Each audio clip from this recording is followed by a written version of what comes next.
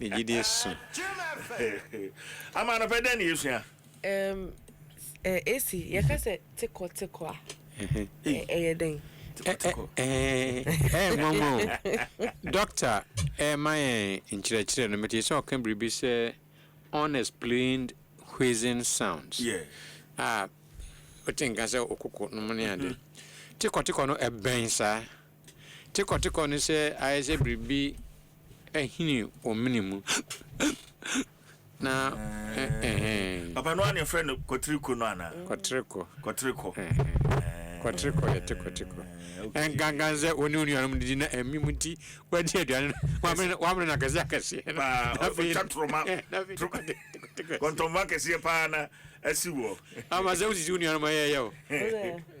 za uzi uni anum de mi sisiwo ya kwada na uzi anum sisiwo ana na tiko okay hiccups can English and as America hiccups okay and ye ka droben so droben ye tube okay droben wakwa abesoda sije wakwa abesoda baba makwa abesoda na moyesa abena ye bi sa question no bi asom we chi ade you abena ye twa anim no abeno kra no ne otuhwe e say dia ye nkwan san no oh dey ye bi o fie no anu kwa de CJ dai anu kwa de be so ya director say me ne wa me kokase abena ye twa anim no akatetu ahyase ne etwe nsan free abena anim kwa akatetu anim no any a friend of droben no na droben nso so ejina homa tubes generally enti tube bia te se ne ade nsuo ba ofie se betima ka se droben a nsuo na mu abafie papa betima ka pipe pipe yes pipe noun pipe verb droben no pipe ensanfuo no free abenum akugu akete yes okay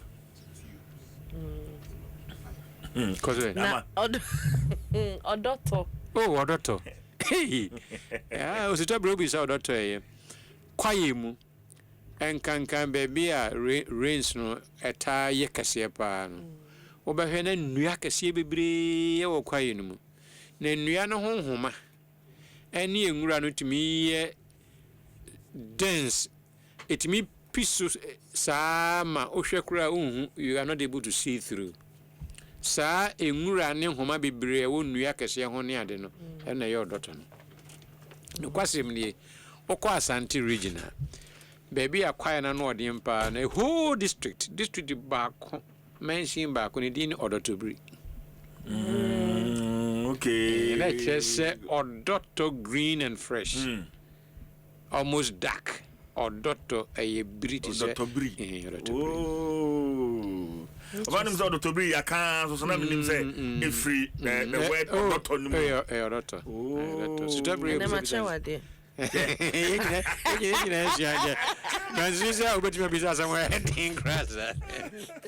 na ezi yakasa akrochira eno so say akrochire na okan akrochire odoto no e wa ya dio odoto no timi etonsuo e wo bra nsuo no free ewiem enkankan sabri o pensi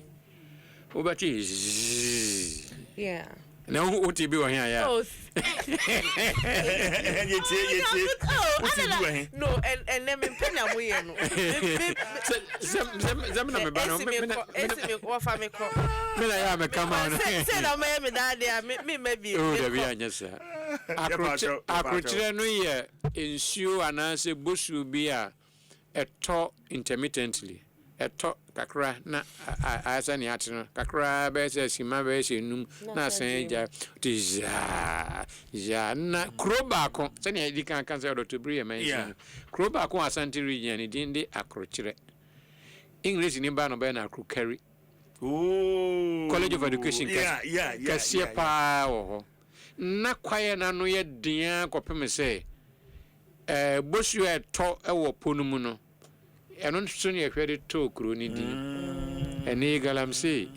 excessive logging ɛyɛ nsɛm pii nsɛm bebree akorɔkyerɛ na ne yɛdan akɔkari no na bonodie nso bonodie